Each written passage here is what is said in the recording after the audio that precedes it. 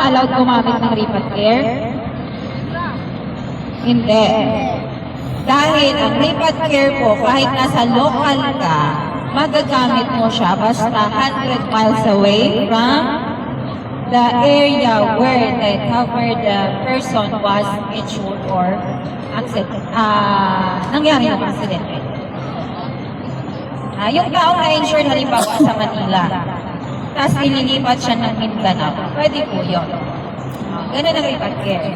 So, pwede tayo, kahit nasa local, pwedeng mag-avail ng Ripat Care. Okay, so kagandahan, meron nang nakapackage na and meron siyang nakaseparate. Mas pricey kapag pa-separate, kaya doon ka na sa package. Okay, so ano may tanong pa? Doon pa sa unprovoked murder or assault. Kanina kasi ang paliwanag ni Prof, this is for further clarification lang ha, baka kasi pag may nag-away, umawat ka.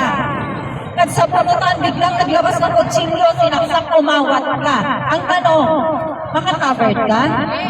No. Hindi. No. Dahil that is arrest. Alam mong napaka-risky ng situation. Bakit ka umawat? Nagpaka-hero ka. Hero ako, kailangan umawat ka mga kapatid ko. Ngayon, ikaw yung nasaksak. Hindi ka covered. Dahil alam mong delikado, nagpaka-hero ka. Okay, ang accident ko na i-accept is yung halimbawa, yung tinira ka lang ba? Ganyan. Hindi ka umawat. Alam mo nga huwag mo nang yung sarili mo. Ipasok yung sarili mo para ikaw yung maging pananggalang. Hindi siya yung magpapasaksak, ikaw yung nasaksak. Magalawa ko, hayaan mo na yung video mo. Mamaya, dito na naman ako. Kamayo ko naman, gagawin ko na. Ganun yun. Halimbawa yung na-rape. Tapos, tatanong ko, yung na-rape. Na-rape.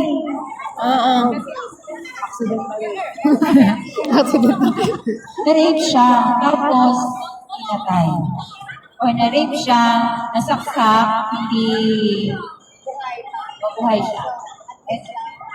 Pero, kailangan upon the incident happened, kailangan mo agad-agad meron tayong report na ginagawa. Kasi pag pinaabutan pa yan ng ilang araw, hindi na siya makocover. Sino dito na nandito noong 2000, kailan tayo dito? 2023, 2020?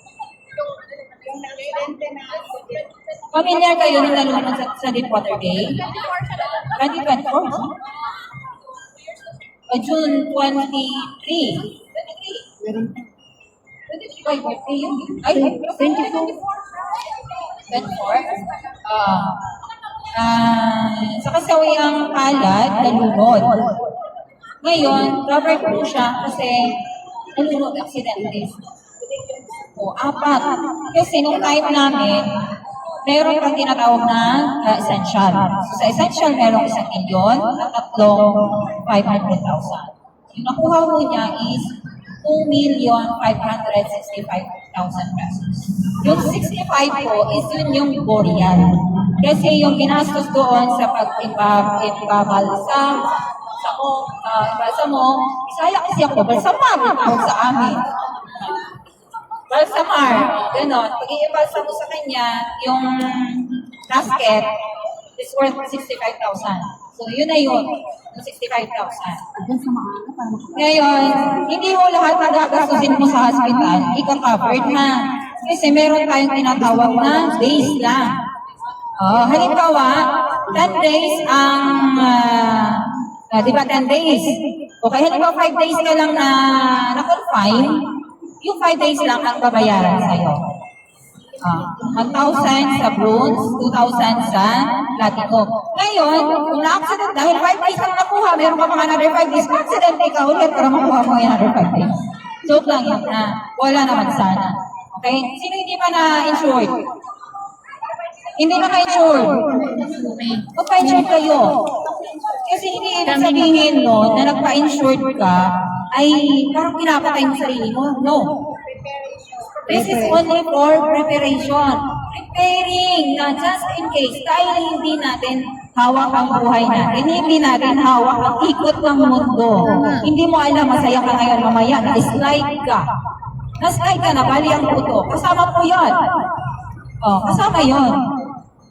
Pero kung na-slide ka, napunta ka sa maling tao, hindi yon kasama. Aray ko po. Hindi yung kasama ha, yung napunta tayo sa maling tao. Yung sakit sa puso, lalo pag broken ka, hindi rin ba't yun na naman si kasama. Profi ba? Basta, yung naano ka, na-disgrasya ka ng maling tao, hindi yung kasama. Yearly accident insurance. Now, yung yearly natin question, kasama po ba yung namatay sa sakit sa boreal? Kasama? Baka kasi may magtatanong sa inyo, para hindi ho tayo marito, dati po kasama, nung aksa pa. Ngayon, dahil stronghold ang kasama, partner ng insurance natin, hindi na ho siya kasama. Bali, purely accident insurance lang.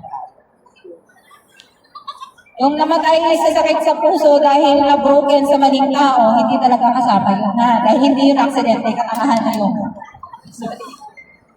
Oo, hindi na yun kasama. May mga tanong ka?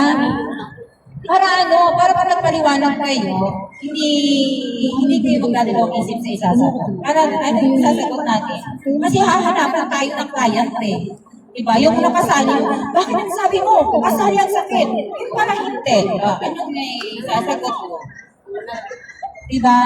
So much better na na-clarify natin para at least hindi awkward magpaliwanag. May tanong pa kayo? Wala na po. Huwag kayo mahiya magtanong. Ay, tinitake ko itong opportunity na to dahil hindi nga kami nagagawi sa ito dahil may sarili din kami team doon. Pero isang community lang tayo. Tapos siya lang namin to support. Eh, nag-invite naman si Prof. Ivy, kaya kami nandito. Mag-raise lang. Huwag kayo mahiya magtanong. Mamaya ako magtatanong. Sino kayo? Anong oras na ba? 5 minutes more. Na-clear yung utak ko. Wala na. Wala, nahiya sila magtanong. Huwag kayo mahiya magtanong. Ikaw, Prof, Kasi mga bago kayo bagong mukha talaga to. Ilan lang po dito ang talagang familiar sa akin. Ito sila, mga nilulungkot na yung mga yan, yung nilulungkot na din yan. Oo. Dito na side, may inuuban na rin. May mga inuuban na rin doon banda. Dito mga fresh to, mga bagong mukha. Wala na. So, paano na yung mga paliwanag nila na ayun. So, palakpakan natin lahat ng mga nag-present ng negosyo. Ang ina ng palakpak. Diba? Para sa susunod, pag kayo naman magtato. Yes! Yay! So, thank you so much sa pag-invite.